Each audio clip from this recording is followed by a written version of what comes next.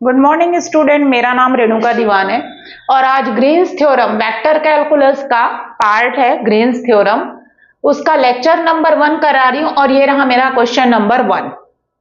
Verify Green's theorem for this where c is bounded by y equals to root x and y equals to x square. आपको बोल रहा है, इस question में ये बोल रहा है कि आपको ग्रीन्स थ्योरम को वेरीफाई करना है।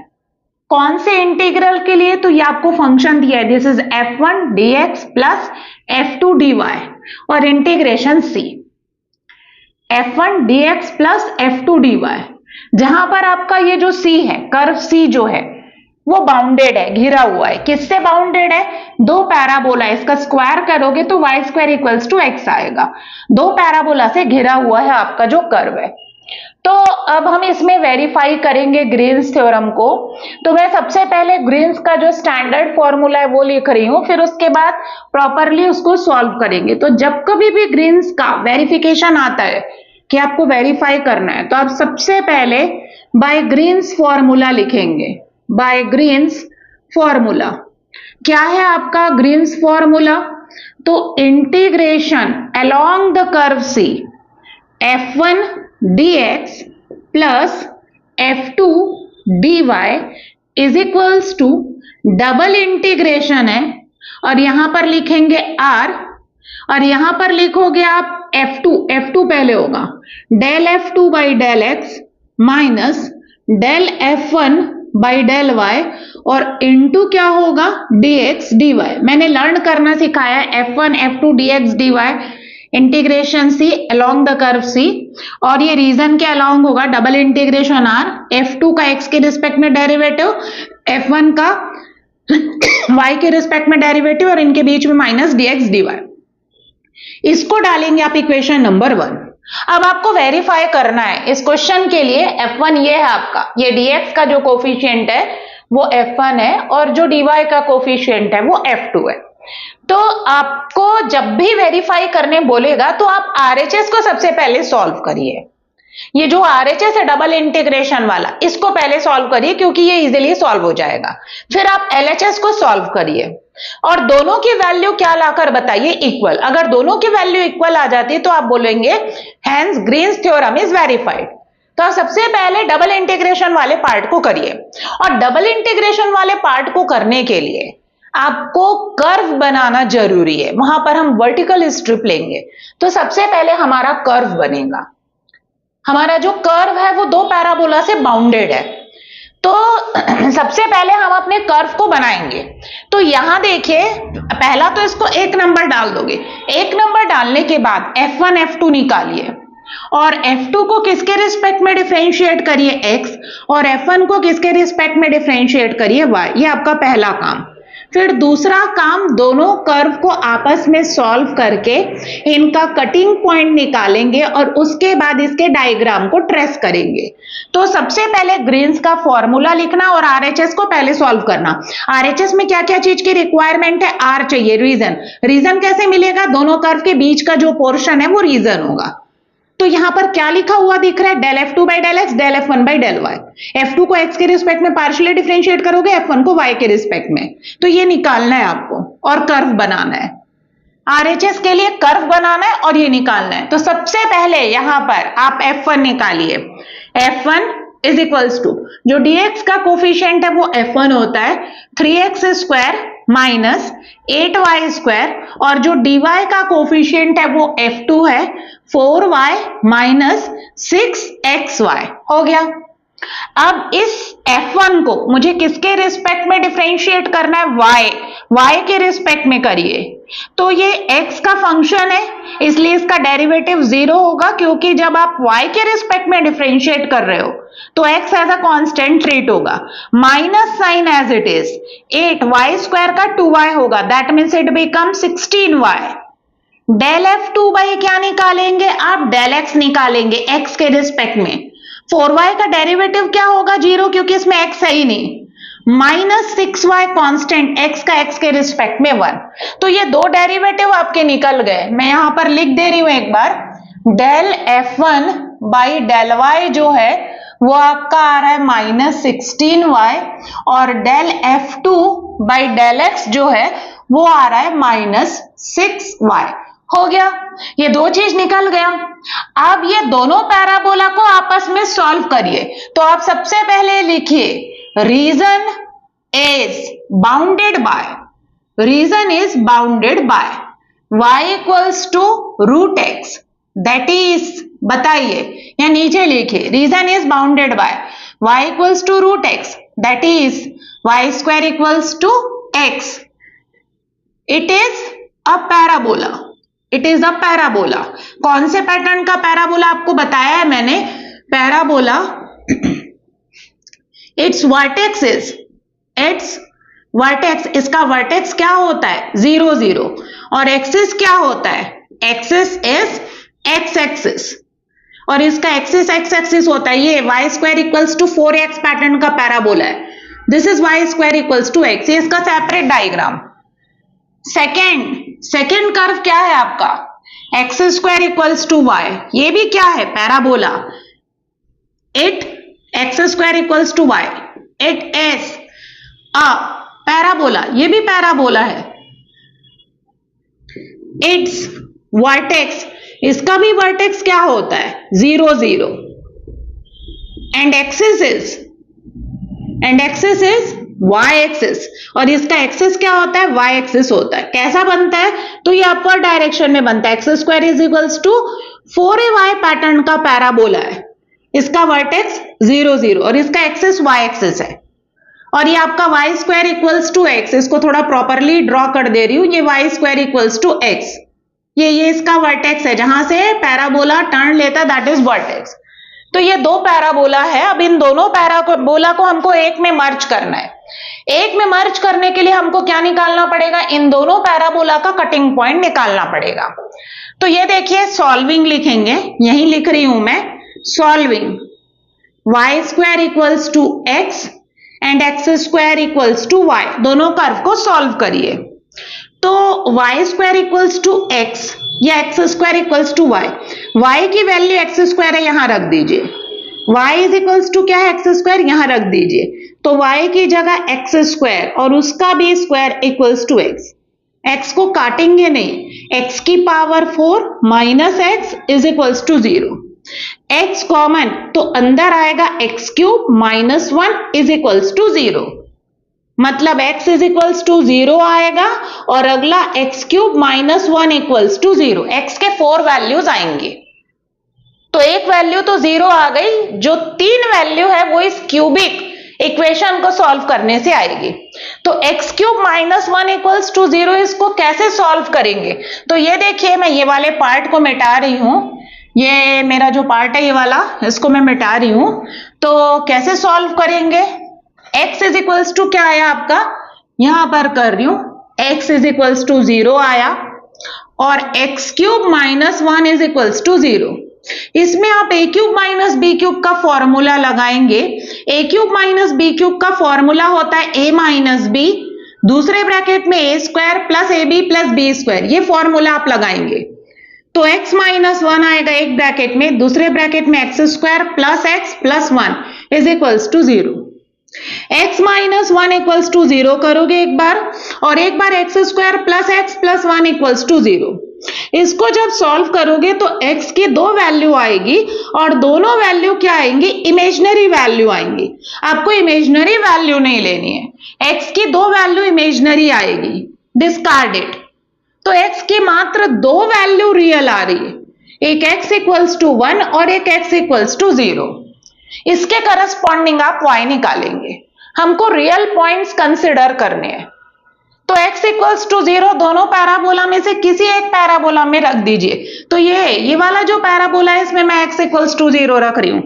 व्हेन x इक्वल्स टू 0 तो y square equals to x है, इसमें x की जगह 0 रखूंगी तो y इक्वल्स टू 0 आएगा। अगला when x is equals to कितना? x इज इक्वल्स टू अगला 1 तो y square equals to 1, that means y equals to कितना आएगा? 1 आएगा। ये आएगा, y की वैल्यू 1 आ रही। तो पहला कटिंग पॉइंट क्या आ रहा है? 0 0 और दूसरा कटिंग पॉइंट क्या आ रहा है? 1 1। इसका मतलब ये दोनों पैराबोला एक दूसरे को 0 0 और 1 1 पर क्या करते हैं, इंटरसेक्ट करते हैं। 0 0 एंड 1 1 पर इंटरसेक्ट करते हैं। तो आप एक फाइनल डायग्राम बनाइए जिसमें ये दोनों पैराबोला एक दूसरे को कहां पर इंटरसेक्ट करते नजर आए, 0 0 और 1 1 पर। देख लीजिए y square equals to x ऐसा बन रहा है, x square equals to y ऐसा बन रहा है। तो इसको मैं मिटा नहीं रही हूं, ये वाला जो ऊपर लिखा हुआ है, क्योंकि उसकी रिक्वायरमेंट है मुझे। ये वाला पोर्शन मैंने लाइन खींच दिया है। तो अब मैं क्या निकालने जा रही हूं, डायग्राम बनाने जा रही हूं। ये आपका वाई एक्सिस और ये आपका x axis. Y square equals to x, ये है आपका y square equals to x, और x square equals to y कहां बन रहा है, ऐसे अपवर्ड डायरेक्शन में बन रहा है। ये आपका x square equals to y. थोड़ा सा चौड़ा कर देती हूं क्योंकि मुझे अभी उसमें स्ट्रिप लेना पड़ेगा। ये वाई एक्सिस, ये एक्स एक्सिस, ये आपका x square equals to y, और ये आपका वाई स्क्वायर इक्वल्स टू, ये y square equals to x. ये y square equals to x, ये स्क्वायर है, और ये आपका x square equals to y, और ये पहला कटिंग पॉइंट जो है 0 0, और ये दूसरा कटिंग पॉइंट जो है 1 1। ये पूरा सी है मेरा, ये बीच वाला पोर्शन, ये जो दो कर्व से मिलकर बना हुआ है, एक C1 है और एक क्या है, C2। अब इधर देखिए, इसमें नेमिंग करना है। सबसे पहले आप ये वाले पोर्शन को सॉल्व कर रहे हो, आरएचएस को सॉल्व कर रहे हो। मैंने आपको बताया था आप आरएचएस सॉल्व कर रहे हो। आरएचएस में क्या लिखा हुआ है, double integration R del F2 by del x minus del F1 by del y और इंटू डीएक्स डीवाई। ये वाला पोर्शन आप सॉल्व कर रहे हो, आपके पास लिखा हुआ है क्वेश्चन नंबर 1 में। ये वाले पोर्शन को सॉल्व कर रहे हो, तो आप एक फाइनल डायग्राम बनाना। फाइनल डायग्राम बनाने के बाद आपको स्ट्रिप लेना है। तो पहले आप रीजन सिलेक्ट करिए। रीजन कौन सा है, जो दोनों कर्व से घिरा हुआ है वो हमारा रीजन होगा। तो दो कर्व हैं, ये और ये। घिरा हुआ रीजन कौन सा है, ये वाला पोर्शन।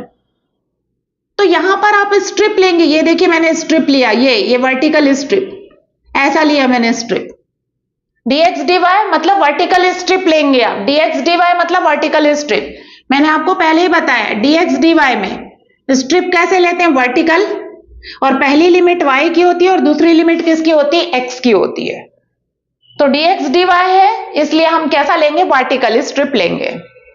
अब इस स्ट्रिप का लोअर पॉइंट, अब आपको इसको निकालना है। Del F2 by del x की वैल्यू रखनी है, del F1 by del y, और यहां पर लिमिट को रखना है और इंटीग्रेट करना है। तो मैं इस साइड कर रही हूं, देखिएगा ये वाले पोर्शन में कर रही हूं, ठीक है। ये पूरा मिटा रही हूं, इधर देखिएगा क्वेश्चन को भी मैंने मिटा दिया है।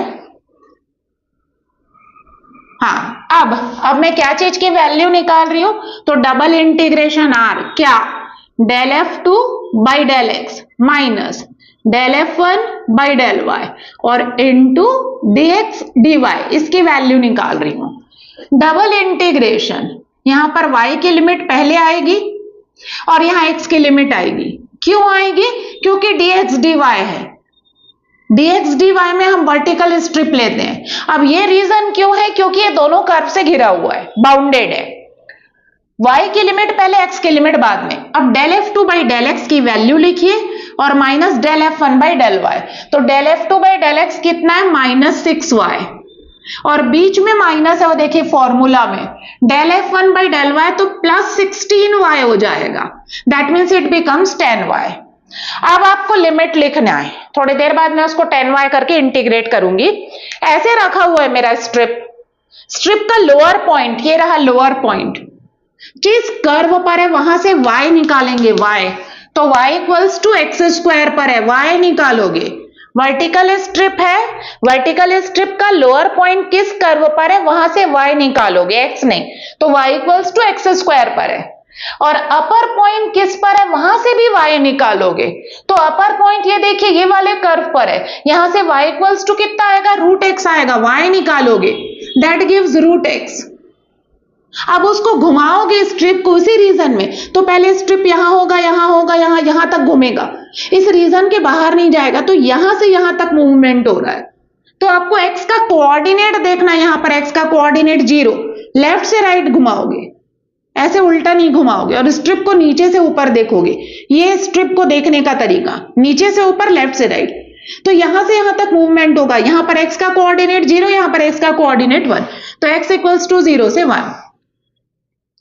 अब इसको सिंप्लीफाई करिए, 0 से 1 एंड y इक्वल्स टू क्या है, x स्क्वायर से y equals to root x, it becomes 10y dx dy। सबसे पहला इंटीग्रेशन किसके रिस्पेक्ट में होगा, y। क्यों? क्योंकि y की लिमिट पहले दी हुई है। 10 आपका कांस्टेंट एज इट इज रहेगा, y का इंटीग्रेशन y स्क्वायर बाई 2 होगा और इसमें हम लिमिट रखेंगे x स्क्वायर से रूट x रखेंगे और ये हमारा जो dx है उसको हम एज इट इज उतारेंगे, y का y स्क्वायर बाई 2। अब ये 2 को मैं काट दे रही हूं बाहर निकाल कर, तो ये हो जाएगा 5, 2 5 जा 10 और y स्क्वायर में हम लोग रखेंगे, एक बार रूट x रखेंगे और एक बार क्या रखेंगे, x स्क्वायर। तो मैं यहां सॉल्व कर रही हूं, देखिएगा इस पोर्शन में सॉल्व कर रही हूं, ये वाले पोर्शन में। हाँ, यहां देखिए एक पोर्शन को मैं कर दे रही हूं सॉल्व। ये है आपका क्या दिया हुआ है, तो 5 आपका बाहर, यहां सॉल्व कर रही हूं, देखिएगा 5 आपका बाहर, y स्क्वायर में एक बार रूट x रखेंगे तो रूट x का स्क्वायर मतलब x आएगा, फिर माइनस लोअर लिमिट रखेंगे y की जगह x स्क्वायर, तो x स्क्वायर का स्क्वायर मतलब x की पावर 4 आएगा, ये हो गया। अपर लिमिट रखी, रूट x का स्क्वायर मतलब x, फिर y की जगह x स्क्वायर रखूंगी, x स्क्वायर का स्क्वायर x की पावर 4। अब इसमें आपको क्या करना है, ये हो गया 5, इंटीग्रेशन जो बचा है 0 से 1 और dx आपका एज इट इज। बस मैंने अभी इसमें लिमिट रखा अपर माइनस लोअर, x के फॉर्म में आ गया। अब इसको x के रिस्पेक्ट में इंटीग्रेट करिए, तो x के रिस्पेक्ट में इंटीग्रेट करोगे 5 एज इट इज, x का इंटीग्रेशन क्या आएगा, x square by 2 minus x की पावर 4 का x की पावर 5 बाई 5, हो गया इंटीग्रेशन x के रिस्पेक्ट में। ब्रैकेट में लिखिए और लिमिट लिखिए 0 से 1। अब इक्वल के नीचे इक्वल, स्पेस नहीं होने की वजह से मैं यहां लिख रही हूं इक्वल के नीचे equal, 5 as it is. Upper limit रखेंगे देन माइनस लोअर, तो लोअर 0 हो जाएगा। जब आप अपर रखेंगे तो 1/2 माइनस 1/5 आएगा। जब आप एलसीएम लेंगे तो 10 आपका एलसीएम आएगा, यहां आएगा 5 माइनस 2, 5 आपका एज इट इज 3/10, 10 को कैंसिल करेंगे आप 5 से तो 2 टाइम्स में, दैट मीन्स 3/2। ये किसकी वैल्यू है, तो आरएचएस की वैल्यू है। एक बार आप उतार देंगे, क्या चीज की वैल्यू निकाले हो, डबल इंटीग्रेशन आर, क्या, del F2 by del x minus del F1 by del y और into dx dy is equals to कितना आया, 3/2। इसका नंबर डालेंगे 2, मतलब आरएचएस की वैल्यू, आपके आरएचएस की वैल्यू इक्वेशन नंबर 1 देखिए, उसकी आरएचएस की वैल्यू कितनी आ रही है, 3/2 आ रही है। अब यही वैल्यू किसकी आनी चाहिए, आपके एलएचएस की वैल्यू यही आनी चाहिए। ये मैं मिटा रही हूं और मैं आपको इक्वेशन नंबर 1 एक बार फिर से लिख रही हूं। क्या है equation number 1, integration c f1 dx plus f2 dy is equals to double integration r del f2 by del x minus del F1 by del y और इनटू क्या था, dx dy। मैंने आरएचएस को सॉल्व किया, ये equation 1 था, RHS को solve किया तो इसकी वैल्यू कितनी आ रही है मेरे पास, 3/2 आ रही है। तो यही वैल्यू किसकी आनी चाहिए, एलएचएस की आनी चाहिए। अब मैं एलएचएस को सॉल्व करूंगी। मुझे क्या लिखा हुआ यहां पर, f1 dx plus f2 dy को इंटीग्रेट करना है along the curve C, single integration है अलोंग द कर्व सी। अब सी कौन है, ये जो दो कर्व है ना, एक पैराबोला और ये आपका दूसरा पैराबोला, ये टोटल मिलाकर सी है, लेकिन है दो कर्व, तो अब इसकी नेमिंग करेंगे। अब एलएचएस को सॉल्व करने के लिए ये कर्व की नेमिंग की जाएगी। एक कर्व को हम C1 डालेंगे और एक कर्व को हम क्या डालेंगे, C2, और उसमें एरो डालेंगे, एरो। तो ये देखिए, ये वाला जो कर्व है, ये वाला कर्व, ये आपका x² इक्वल्स टू y है, तो मैंने इस कर्व का नाम डाला C1। और ये वाला जो कर्व है ये आपका y square equals to x है, इसका नाम मैंने डाला C2। ये दूसरा कर्व है, ये वाला जो कर्व है आपका दूसरा कर्व है ये वाला, और ये वाला दूसरा कर्व है। अब एरो डालना है, C1 C2 तो हो गया। एरो आप ऐसा डालिए, साइक्लिक फॉर्म में डालिए। साइक्लिक फॉर्म मतलब या तो आपका एरो ऐसा होना चाहिए, ऐसा ऐसा ऐसा, या आपका एरो ऐसा होना चाहिए इस डायरेक्शन में जा रहे हो, ये ऐसा, ये ऐसा, ये ऐसा, साइक्लिक फॉर्म में डालना है। या तो क्लॉकवाइज डालिए या एंटी क्लॉकवाइज डालिए। तो मैं ऐसा डाल रही हूं, ये देखिए, ये ऐसा और दूसरा इस डायरेक्शन में, ये साइक्लिक फॉर्म, ये साइक्लिक फॉर्म, ऐसा डालिए, ठीक है। या तो क्लॉकवाइज डालिए या एंटी क्लॉकवाइज। तो ये एरो ऐसा, फिर दूसरा एरो ऐसा, ये एरो ऐसा, फिर ये दूसरा वाला एरो ऐसा। अब हो गया। अब मेरा जो कर्व C है, ये टोटल C है, ये दो कर्व से मिलकर बना है, एक C1 और एक C2 से मिलकर बना है। और मुझे इस F1 dx plus F2 dy को इंटीग्रेट करना है। किसके अलोंग इंटीग्रेट करना है? Along the curve C integrate करना है। और C जो है मेरा C1 और C2 से मिलकर बना हुआ है। तो मैं इसको क्या लिखूंगी? इधर देखिए स्टूडेंट, इंटीग्रेशन C। अब अगला निकाल रही हूं मैं, इंटीग्रेशन C। F1 क्या था मैं उतार रही हूं, मैं मिटा चुकी हूं, 3x² माइनस 8y स्क्वायर था, क्वेश्चन में देखिएगा, dx plus 4y minus 6xy और इंटू dy था। ये F1 है और ये F2 है। 3x² minus 8y² dx plus 4y minus 6xy dy is equals to, अब मुझे अलोंग द कर्व C इसको इंटीग्रेट करना है। और मेरा जो कर्व C है वो C1 C2 से मिलकर बना है। तो आप क्या लिखोगे? C1 3x² minus 8y² dx plus 4y minus 6xy dy plus integration C2, दो कर्व है इसलिए C1 C2, 3x² minus 8y² dx plus 4y minus 6xy dy, ये कर दिए। अब आप C1 के अलोंग इंटीग्रेट करेंगे इस पूरे फंक्शन को, सिंगल इंटीग्रल है, और एक बार C2 के अलोंग इस फंक्शन को क्या करेंगे? इंटीग्रेट करेंगे। तो मैं डायग्राम स्टूडेंट यहां बना दे रही हूं ताकि मैं वहां लिख सकूं। एक छोटा सा डायग्राम बना दे रही हूं क्योंकि ये डायग्राम की वजह से लिखते नहीं बन रहा है। तो यहां देखिएगा, एक छोटा सा डायग्राम मैं बना रही हूं ताकि हम C1 C2 के अलोंग क्या कर सके, उसको इंटीग्रेट कर सके। तो मेरा डायग्राम ऐसा है, y एक्सिस, x एक्सिस, और ये आपका x² इक्वल्स टू क्या था? y था, और ये आपका y² इक्वल्स टू, ये आपका y² इक्वल्स टू x था, ये y² इक्वल्स टू x, और ये x² इक्वल्स टू y। ये आपका 0 0 था, और ये आपका कोऑर्डिनेट क्या था? 1 1 था। ये आपका C1 कर्व और ये आपका C2 कर्व, बस इतना ही था डायग्राम। अब ये मैंने बना दिया है। अब आपका जो अलोंग द कर्व C, इस पूरे को इंटीग्रेट करना है, तो C1 के अलोंग इंटीग्रेट करोगे और C2। तो C1 कर्व का नाम देखिए, ये C1 है, ये C1, इस कर्व का आप नाम लिखेंगे तो अलोंग C1 लिखेंगे, अलोंग कर्व C1।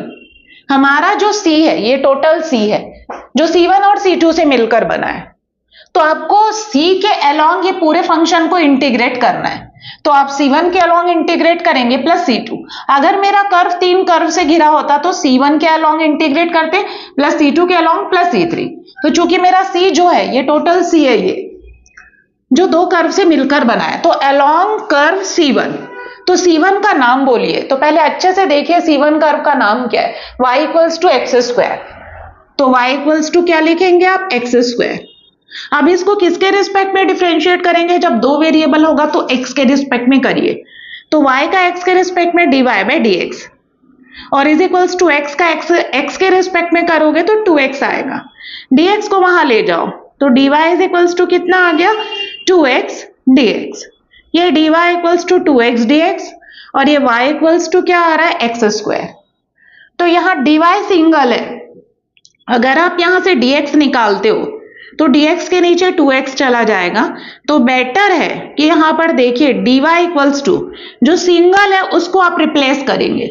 यहां पर dy इक्वल्स टू dx के फॉर्म में लिखा हुआ है 2x dx और यहाँ y की वैल्यू एक्स स्क्वायर। तो आप जब आप सॉल्व करेंगे, ये मैं सॉल्व करेंगे, देखिए क्या चीज की वैल्यू निकाल रही हूं, तो इंटीग्रेशन c1 क्या है आपका 3x स्क्वायर, ये x square equals to y है। ये यहां पर सॉल्व कर रही हूं, क्या चीज को सॉल्व कर रही हूं, along the curve C1 3x square minus 8y square और इंटू dx प्लस ब्रैकेट में 4y माइनस 6xy और into dy is equals to, इसको अब मैं सॉल्व कर रही हूं। तो इंटीग्रेशन C1 को अब आप हटा दीजिए, क्योंकि अब सिंगल इंटीग्रेशन है, इसका मतलब dx या dy में कोई एक रहेगा, किसी एक के रिस्पेक्ट में इंटीग्रेशन होगा, या तो x या तो y। सिंगल है तो, डबल होता तो dx dy रहता। तो आप किसको रिप्लेस करेंगे, देखिए dy को रिप्लेस करिए क्योंकि dy सिंगल है। dy dx से रिप्लेस होगा तो y को एक्स स्क्वायर से रिप्लेस करेंगे, पूरे को x का फंक्शन बना दीजिए और dy को dx का फंक्शन बना दीजिए, dx से रिप्लेस करिए। तो y की जगह एक्स स्क्वायर रखिए और dy की जगह 2x dx, तो पूरा dx और x में आ जाएगा।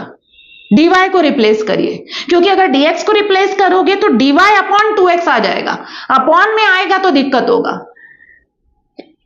तो सबसे पहले देखिए student, 3x square as it is 8, y की जगह मुझे एक्स स्क्वायर लिखना है, तो एक्स स्क्वायर का स्क्वायर मतलब x की पावर 4, dx आपका as it is plus bracket में 4, y की वैल्यू क्या है, एक्स स्क्वायर है, माइनस 6x, y की वैल्यू क्या है, एक्स स्क्वायर है, तो इट बिकम्स एक्स क्यूब और dy किसके इक्वल है, तो 2x dx के इक्वल है। अब पूरा x में रिप्लेस हो गया, तो यहां x की लिमिट लिखोगे। x की लिमिट कैसे लिखोगे, तो C1 कर्व के लिए कर रहे हो, ये C1 कर्व है, इसका एरो देखिए, इसका एरो ऐसे जा रहा है नीचे से ऊपर, और आपको x की लिमिट देखनी है तो नीचे से ऊपर देखोगे x की लिमिट, एरो जिस डायरेक्शन में उस डायरेक्शन में उसकी लिमिट देखनी है।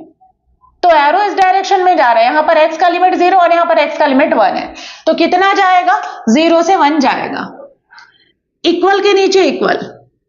अब इसको सॉल्व करिए, 0 से 1, 3x स्क्वायर माइनस 8x की पावर 4, 2x का अंदर इंटू होगा तो 4 2 जा 8 x क्यूब आएगा, माइनस 6 2 जा 12 x की पावर 4 और यहां पर आएगा dx। x की पावर 4 वाले दो टर्म है, x cube x square single term है, 0 से 1 3x स्क्वायर सिंगल है, 8x क्यूब सिंगल है, 12 और 8 ये आपका ऐड हो जाएगा 20x की पावर 4 देगा और ये आपका dx। ये पॉजिटिव, ये भी पॉजिटिव और ये अकेला नेगेटिव है, 12 प्लस 8 20। अब इसको इंटीग्रेट करिए, फिर लिमिट रखिए, 3x क्यूब का एक्स स्क्वायर का integration x cube by 3 plus 8 x cube का x की पावर 4 बाई 4 20 x की पावर 4 का x की power 5 by 5 and the limit is from 0 to 1। 3 3 cancel, 4 से 2 टाइम्स में, 5 से 4 टाइम्स में कैंसिल, तो कितना आया, यहां सिर्फ x क्यूब, यहां पर 2x की पावर 4 और माइनस यहां पर आया 4x की पावर 5, 0 से 1। इस पूरे में आप अपर लिमिट रखोगे, देन माइनस क्या रखोगे, लोअर लिमिट, लोअर लिमिट रखोगे तो 0 हो जाएगा, अपर लिमिट रखिए 1 प्लस 2 माइनस 4, तो 2 plus 1 3, 3 minus 4 that means minus 1। ये किसकी वैल्यू आ रही है, तो मैं यहां लिख रही हूं इंटीग्रेशन C1 क्या, 3x square minus 8y square और into dx plus 4y minus 6xy और इंटू dy, C1 के अलोंग कितना आ रहा है, -1। तो ये आपका क्या होगा, इक्वेशन नंबर 3 होगा। इक्वेशन 1 कौन सा है, ये वाला है, और इक्वेशन 2 क्या था, इसकी जो वैल्यू निकाली थी मैं 3/2, वो आपका इक्वेशन नंबर 2 था। और ये जो मैंने इस कर्व की जो मैंने निकाला, ये वाले कर्व का जो मैंने निकाला वो हमारा क्या है, इक्वेशन नंबर 3 है। ठीक है। और ये जो है आपका, इसको आप ए नंबर डाल दीजिए क्योंकि इसमें वैल्यू रखनी है मुझे। इसका मैंने ए नंबर डाल दिया। ये मेरा 3, ये वाले के वैल्यू मैंने 3, अब 3 की वैल्यू को यहां पर रखूंगी, वैसे ये वाला C2 वाला निकाल के यहां पर रखूंगी ए में। तो सबसे पहले दिस इज 1 और इसकी जो वैल्यू निकाली थी वो आपका 2, ये C1 वाले का जो वैल्यू निकाली दैट इज 3, -1 आया और इसका नंबर ए है। अब इसी तरीके से C2 के अलोंग करिए, जैसे आपने C1 के अलोंग किया वैसे C2 के अलोंग। तो ये पूरा मिटा रही हूं अलोंग C2।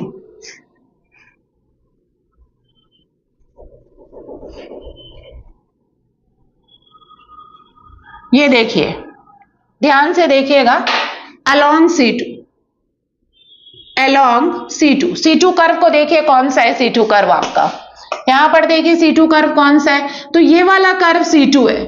इसका नाम देखिए अच्छे से, ये y square equals to x, y square equals to x है।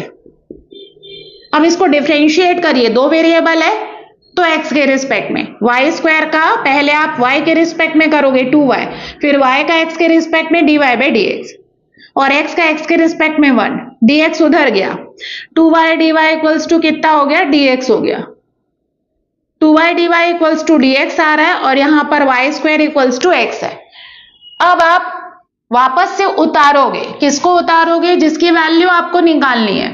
किसकी वैल्यू निकालनी है आपको, तो integration C2 3x square minus 8y square और इंटू dx है प्लस 4y माइनस 6xy है और इंटू dy है। 3x square minus 8y square dx plus 4y minus 6xy dy। अब इसको मुझे चेंज करना है, ठीक है। या तो आप dy को dx से रिप्लेस करोगे या dx को किससे रिप्लेस करोगे, dy। आपको सिंगल इंटीग्रेशन है तो या तो dx लाना है या dy लाना है।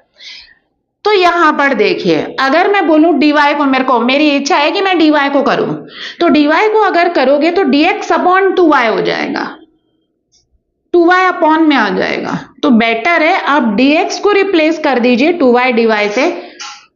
dy आ रहा है मतलब आपका पूरा y का फंक्शन होना चाहिए, तो आप x को y स्क्वायर से रिप्लेस करिए, x की जगह y स्क्वायर रखिए और dx की जगह 2y dy, तो पूरा y में चेंज हो जाएगा और हम y की लिमिट लिखेंगे।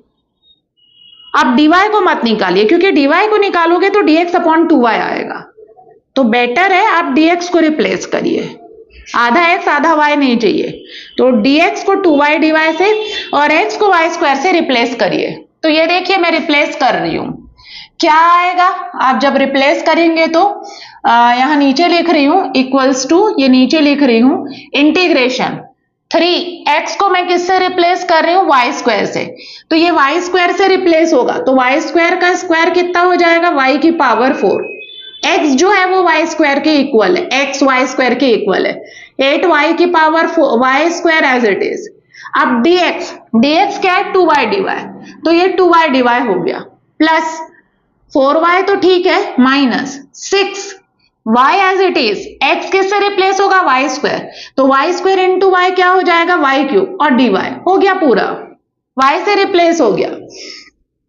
अब यहां पर मुझे लिमिट लिखनी है y की, तो ये C2 कर्व को देखिए, C2 कर्व का एरो देखिए, एरो ऐसे जा रहा है, तो आपको लिमिट भी ऐसी देखनी है, ऊपर से नीचे देखना है, और वो भी किसकी लिमिट, y की। तो यहां पर y की लिमिट देखिए, ऊपर में 1 और नीचे में y की लिमिट 0, तो 1 से 0 लिखोगे, 1 से 0, लोअर लिमिट में 1 आएगा, अपर लिमिट में 0 आएगा, 1 से 0, 1 से 0, 1 से 0, तो लोअर लिमिट में 1, अपर लिमिट में 0।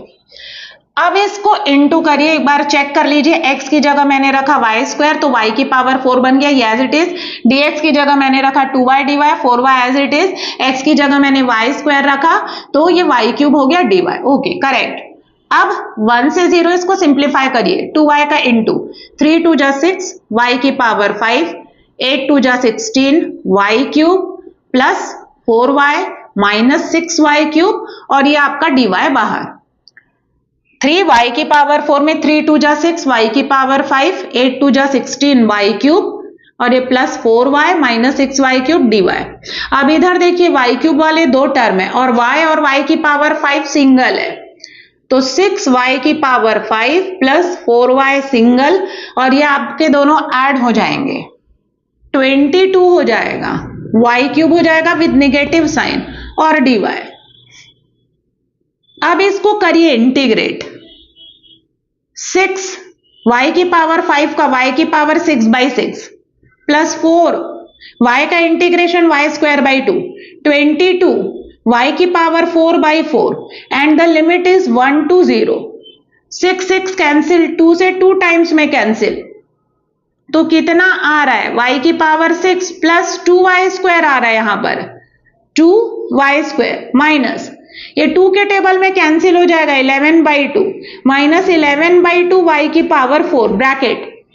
अब यहां सॉल्व कर रही हूं, इधर देखिएगा स्पेस नहीं है तो यहां सॉल्व कर रही हूं मैं, ये रहा, क्या आ जाएगा, इक्वल के नीचे इक्वल, इस पूरे में एक बार आप रखेंगे, ये लिमिट है 1 से 0, इस पूरे में पहले 0 रखेंगे तो आपका आएगा 0 प्लस 0 माइनस 0, ये हो गया upper limit, minus lower limit रखिए तो लोअर लिमिट है 1, 1 प्लस 2 माइनस कितना आ जाएगा 11/2, और इन सबके सामने माइनस, तो कितना हो जाएगा 2, ये माइनस आपका as it is, 2 plus 1 3 minus 11/2। LCM लेंगे तो कितना आ जाएगा, 2 LCM, it become 6 minus 11, that means minus of कितना आएगा, यहां पर आप जब सॉल्व करेंगे तो माइनस 5/2 आएगा, दैट मीन्स प्लस 5/2 आ रहा है। किसकी वैल्यू प्लस 5/2 आ रही है, तो मैं यहां पर लिख रही हूं और उसका नंबरिंग करूंगी मैं, इंटीग्रेशन C2 क्या 3x square minus 8y square और into dx plus 4y minus 6xy और into dy is equals to कितना आ रहा है मेरा 5/2 C2 के अलोंग, और ये मेरा नंबर होगा इक्वेशन नंबर 4। इक्वेशन नंबर 3 भी था, इक्वेशन नंबर 4, 3 की वैल्यू -1 आई थी और 4 की वैल्यू कितनी आ रही है 5/2। अब इन दोनों को ले जाकर कहां पर रखेंगे, इक्वेशन नंबर ए में रखेंगे, ए, ताकि ये निकल जाए। तो आप लिखोगे, सब्सटीट्यूटिंग मैं 3 को मिटा चुकी हूं, इक्वेशन 3 में इस इंटीग्रल की value along the curve C1 -1 आई थी, अलोंग द कर्व C2 कितना आ रहा है 5/2।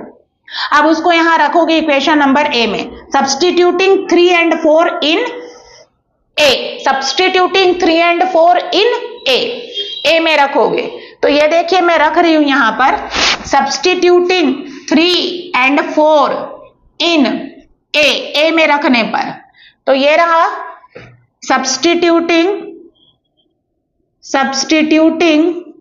3 and 4 इन ए में रखो, तो क्या हो जाएगा, integration C 3x square minus 8y square और बाहर पर dx plus 4y minus 6xy dy is equals to C1 के अलोंग -1 आया था और C2 के अलोंग वो लिखा हुआ है 5/2, और जब हम इसको सॉल्व करेंगे तो इट गिव्स 3/2, 2 एलसीएम आएगा, 2 - 2 + 5 3/2। ये आरएचएस है मेरा, आरएचएस किसका, सॉरी एलएचएस है ये मेरा, किसका, इक्वेशन नंबर 1 का, इक्वेशन 1 का एलएचएस ये इसकी वैल्यू मैंने निकाला, कितना आ रहा है 3/2, और इसकी वैल्यू भी मैंने निकाला था इक्वेशन 2 में, वो भी कितना आ रहा था 3/2। तो एंड में एक फाइनल कंक्लूजन लिखेंगे, क्या कंक्लूजन लिखेंगे, तो यहां देखिए ये आपका, इसको नंबर डाल सकते हैं, इसको नंबर डाल दीजिए आप, बी नंबर डाल दीजिए, ठीक है, बी नंबर डाल दी, तो फ्रॉम इसके जो वैल्यू निकाले थे वो था आपका इक्वेशन नंबर 2, फ्रॉम 2, और इसकी जो वैल्यू निकाले ये है इसकी वैल्यू, फ्रॉम 2 एंड बी, ये बी है, इसका नंबर मैंने बी डाल दिया है, आप कुछ और भी डाल सकते हो, यहां ए बी डाली हो तो कुछ और भी डाल सकते हो।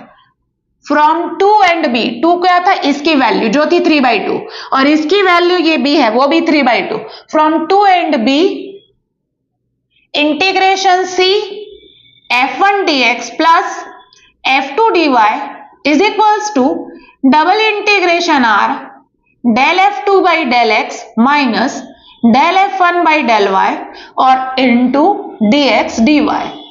इसकी भी वैल्यू 3/2 आई, इसकी भी वैल्यू 3/2 आई, इक्वेशन नंबर 2 में इसकी वैल्यू 3/2 थी और इक्वेशन नंबर बी में इसकी वैल्यू 3/2 आई। दोनों की वैल्यू क्या आ रही, इक्वल आ रही। हैंस एक कंक्लूजन लिखोगे एंड में, hence Green's theorem is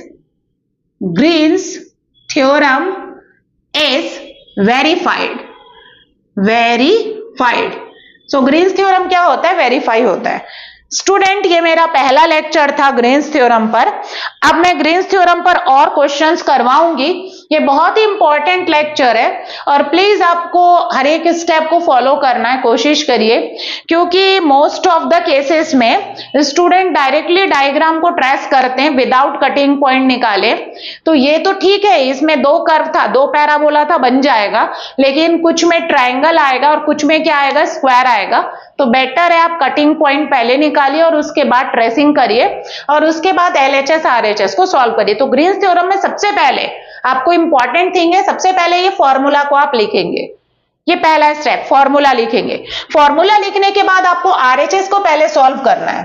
RHS को सॉल्व करने के लिए आप फाइनल डायग्राम बनाएंगे, जो C1 C2 या C3 जो भी जितने भी कर्व है उससे मिलकर बना होगा, और इसको पहले सॉल्व करेंगे। इसको सॉल्व करने के लिए आपको कैसी स्ट्रिप लेनी है, वर्टिकल स्ट्रिप लेकर y की लिमिट पहले लिखनी है और x की लिमिट बाद में लिखनी है। अगर आप इसकी भी वैल्यू सही निकाल देते हो तो आपको एटलीस्ट 2 मार्क्स तो मिल ही जाएगा। उसके बाद आपको एलएचएस को सॉल्व करना है। एलएचएस चूंकि C है, C मतलब यहां पर हमारा जो C है वो C1 C2 से मिलकर बना है। कुछ में 4 कर्व होंगे, C1 C2 C3 C4, तो उसमें गलती के चांसेस बहुत ज्यादा है। तो बेटर है आप आरएचएस को पहले सॉल्व करिए। आरएचएस में क्या है, आपको जो रीजन आया उसमें वर्टिकल स्ट्रिप लेकर उसको इंटीग्रेट करना है, पहले y के रिस्पेक्ट में फिर x के रिस्पेक्ट में, और ये दोनों चीजें आपको पता होनी चाहिए, निकाल के रखोगे। जो वैल्यू ये आ रही है वही वैल्यू इसकी आनी चाहिए। तो चूंकि हमारा, फिर उसके बाद आप ये वाला निकालोगे, तो C जो है वो C1 C2 से मिलकर बना है, तो C1 C2 का सम लिखोगे, फिर C1 के अलोंग फिर C2 के अलोंग अलग अलग वैल्यू निकालकर, इसकी वैल्यू अलग, इसकी वैल्यू अलग, इसकी वैल्यू -1 आई और इसकी वैल्यू 5/2, 5/2 - 1 3/2। दैट मीन्स एलएचएस की वैल्यू कितनी आई, 3/2, और आरएचएस की भी वैल्यू कितनी आई थी, 3/2। दोनों साइड इक्वल आया, मतलब आपका ग्रीन्स थ्योरम क्या हो गया, वेरीफाई हो गया। वेरीफाई का मतलब यह दोनों साइड को इक्वल बताना है, दोनों की वैल्यू निकालनी है, दोनों को इक्वल बताना है। बाय द वे इस क्वेश्चन में पूछता कि इवैल्यूएट बाय ग्रीन्स थ्योरम, सिर्फ इवैल्यूएट बोलता कि वैल्यू निकालिए, तो आप सिर्फ आरएचएस को सॉल्व कर दीजिए। जो वैल्यू है वो आपका इस इंटीग्रल की वैल्यू होगी। तो कभी भी इवैल्यूएट बोलेगा तो आप आरएचएस को सॉल्व कर दीजिए, सिर्फ आरएचएस, क्योंकि आरएचएस में आपको क्या चीज की जरूरत है, del f2 del x, del f1 del y, और आपका डायग्राम होना चाहिए, उस डायग्राम में वर्टिकल स्ट्रिप लेना है और y की लिमिट पहले और x की लिमिट बाद में, खत्म। इससे आपका सॉल्व हो जाएगा। लेकिन आप अगर एलएचएस से निकालोगे तो आपको सम करना पड़ेगा, C1 C2, अगर 2 कर्व है तो C1 C2 के अलोंग, और अगर 3 है तो C1 C2 C3 के अलोंग, 4 है तो C1 C2 C3 C4, उसमें गलती के चांसेस ज्यादा है। तो जब कभी भी आपको बोलेगा कि ग्रीन्स थ्योरम से इवैल्यूएट करिए तो आप बेटर है आरएचएस से करिए। आरएचएस के लिए आपको del f2 del x, del f1 del y ये पता होना चाहिए। डायग्राम आप बनाएंगे फाइनल, उसमें आपको वर्टिकल स्ट्रिप लेना है और y की लिमिट पहले और x की लिमिट बाद में। So thank you student.